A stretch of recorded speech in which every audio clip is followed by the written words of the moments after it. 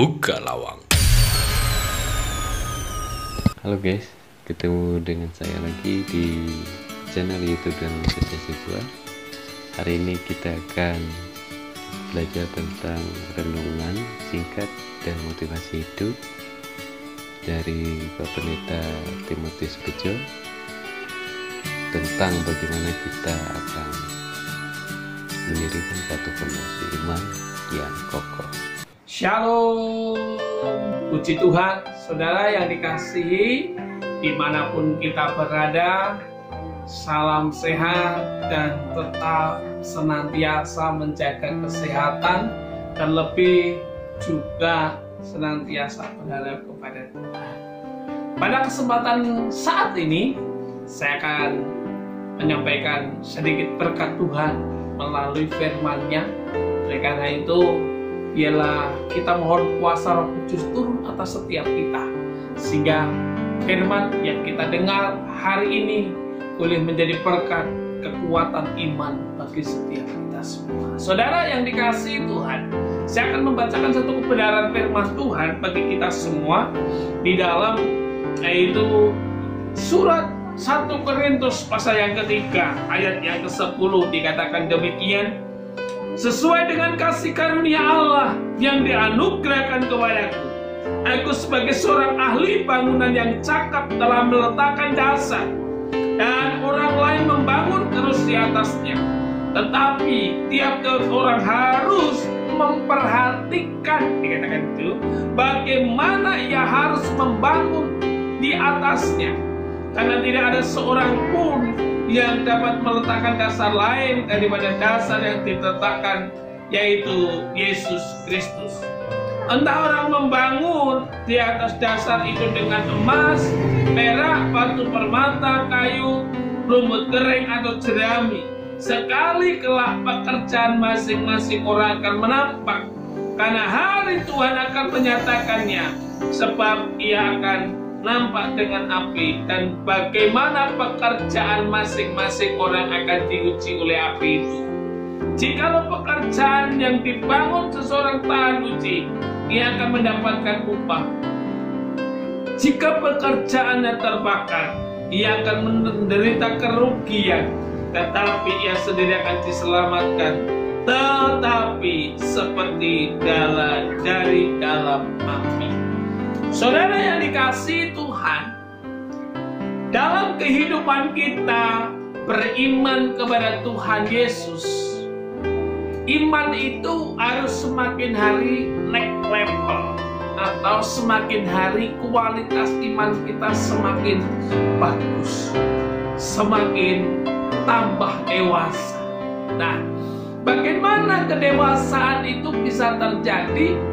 Paulus melalui firman Tuhan yang kita baca tadi menyampaikan kepada kita semua, yang dimana setiap orang sudah memiliki dasar, dan dasar itu adalah Yesus Kristus sebagai Tuhan dan juga sebagai kepala gereja.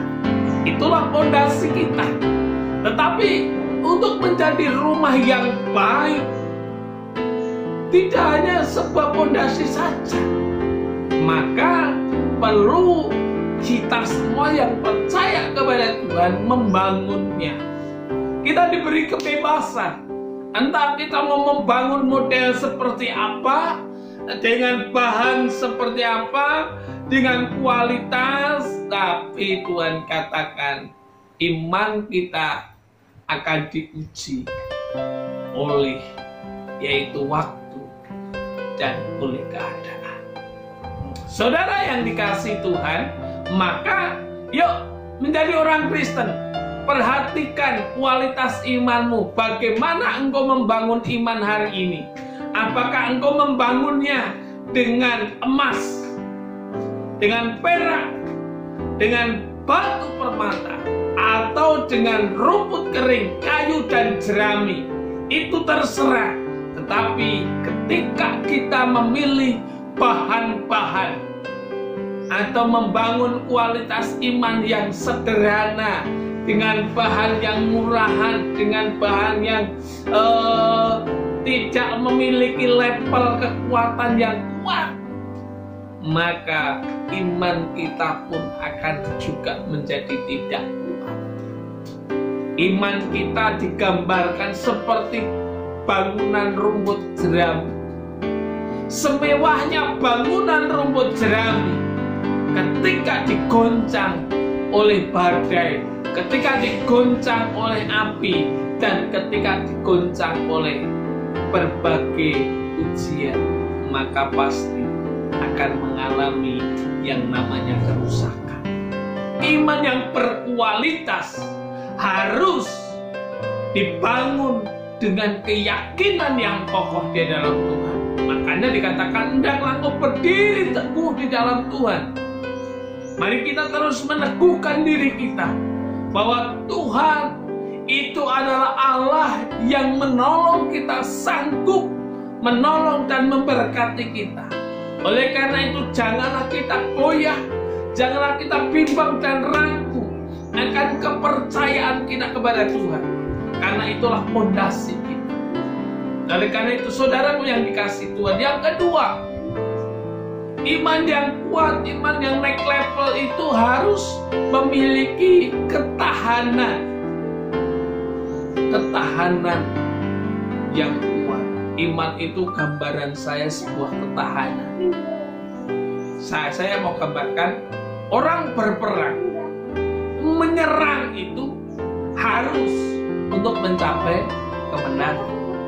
Tetapi kalau kita hanya fokus menyerang dan menyerang, tetapi tidak membangun pertahanan, benteng pertahanannya, maka tidak heran kita juga bisa menjadi kalah. Iman itu mengapa harus naik level? Karena iman itu bagaikan pertahanan hidup kita. Ketika kita ada dalam arena hidup realita, maka mari ketahanan iman kita semakin kita tambahkan. Kalau hari ini kita masih di level rumput kering, kita besok harus menaikkan ketahanan kita menjadi kayu. Naik lagi menjadi ketahanan kita batu permata, emas, perak.